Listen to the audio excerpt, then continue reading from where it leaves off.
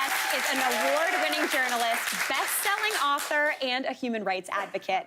Here to chat about his book, One Sunny Afternoon, a memoir of trauma and healing, please welcome Rowan Jetté Knox. Hello. Hi. Rowan, congratulations on this book, and congratulations on it being on bestsellers lists, too. Thank you. Thank you. Absolutely huge. That is so exciting. Having your book baby go into the world, I can't even imagine. It really, I remember the first time somebody said to me, as an author, they were like, "Oh, my book baby's being born today." I was like, "Please, I've had 4 kids." Yeah. Okay, it's not like it is like that. Yeah. Actually, it really is. I'm like, my baby's out the world. I said, "I'm a book daddy." Yeah. That's what I said. I love it so much. So, as a journalist, you're used to telling other people's stories. Why is now the time to tell your story? I went through something that was really, really hard, but that a lot of people go through and don't talk about. Mm-hmm. And that is getting to the point where you wonder if you can go on another day or another hour. I dealt with suicidality. I had a mental health crisis. Some people would call it a breakdown. Mm-hmm. And I had to take myself to the hospital. I had to get the help that I needed. Mm-hmm. And a lot of that was the result of this online bullying and online harassment, which a lot of people are dealing with today as well. Yeah. And I just felt like it was time to tell that story so that others could find some solace in it and some comfort and some hope. Yeah, that's really, really beautiful and so impactful and brave. That's the thing, too. And I've heard you say trauma, it can shape us, but it doesn't define us. Talk to me about the importance of finding strength and resiliency in your story.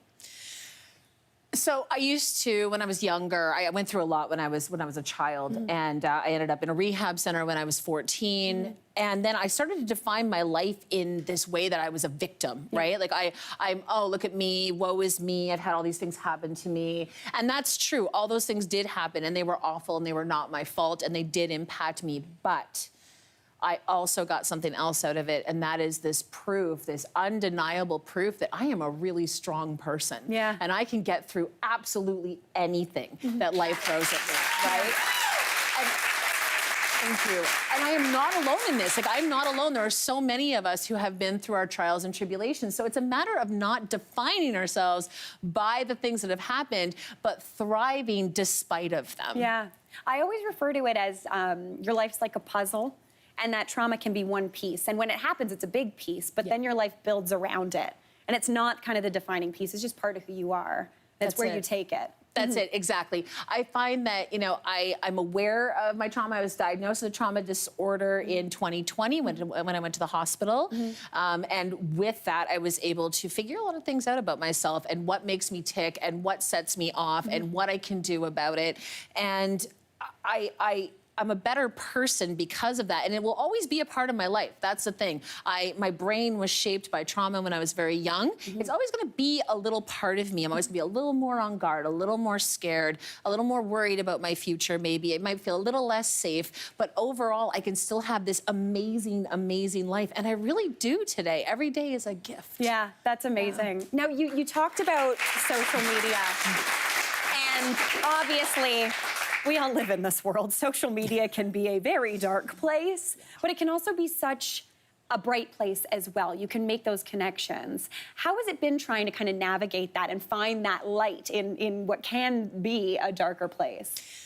I really believe that what you put out into the world attracts certain people, right? I mean, so I try to be really positive, and that's just who I am, despite everything that has happened. I think I'm a really positive, uplifting person. And so I've built these communities with other positive, uplifting people on social media. And there are some social media platforms that are not necessarily the best social media platforms. I'm not going to name them here. But those ones I tend to take a bit of a step back from. And then there's other ones where I can cultivate that kind of community. So yeah, it is a matter of also using it for good, right? Like I've done fundraisers online with people. I've helped people find housing. I've met with other people who have, say, transgender children. I also have a trans child, and I do all those things, right? So I'm able to sort of to bring the best of humanity together with other amazing humans, and that's the gift of social media. 100%. 100%. So speaking of, you just before your book came out as a trans man. Yeah. and you got to choose your name. And I read, I believe it was in the Star, you talking about having always known Rowan, always known him, and the world just didn't. What was it like fully getting to introduce the world and your family and people to who this person that you've always known? I'm stopping myself from crying. I'm sorry. Right now. No, it is. Yeah. It is so powerful. It's so powerful. August 1st, I came out to the whole world as Rowan. It was.